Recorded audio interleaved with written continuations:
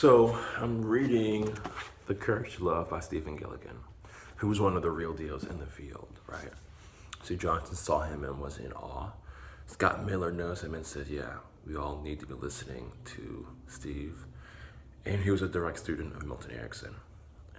And this book is a really heady. It's really actually heady and sophisticated way of talking about how love is an actual ability, and how when we can tap into that, all sorts of possibilities open up.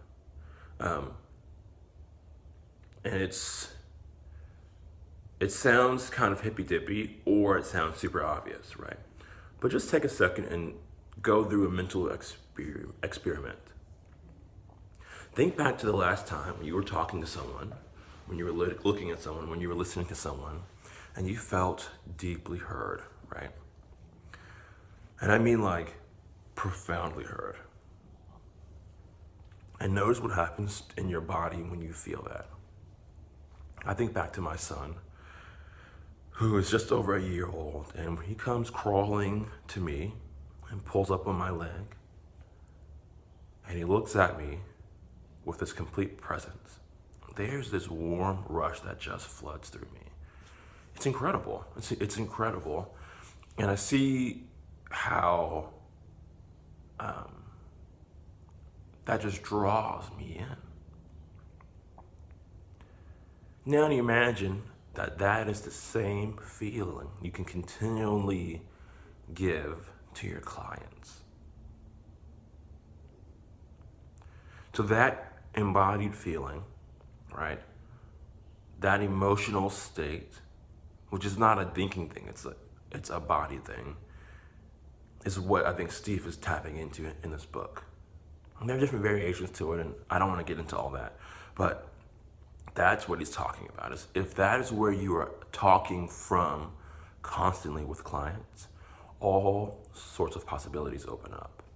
And I think that is this understanding of how feelings are embodied and how they're transmitted is the thing that makes good therapists great therapists, right? So take a field like motivational interviewing, right, which is a very specific way of talking with someone to pull out of them their own motivations for making a change. I think that if you learn that model of therapy, you will be better than people who don't have a model, than people who don't know what to do next, right? Motivational interviewing is a very specific way forward, and if you learn that, and if you learn that well, it will be helpful to you in your practice. But think about the person who's proficient in MI, in motivational interviewing, and the person who's world class.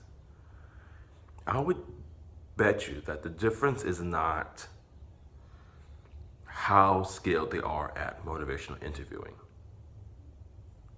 I would bet you that the majority of the difference between those two people is the state that they embody. If when people sit with you, they feel like you are deeply listening and attuned, and they get this sense of warmth and connection when they're talking to you. That's the difference that makes a difference.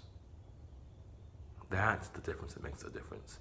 And until we get that as a field, until psychotherapy understands that difference, I don't think that we're going to improve outcomes much.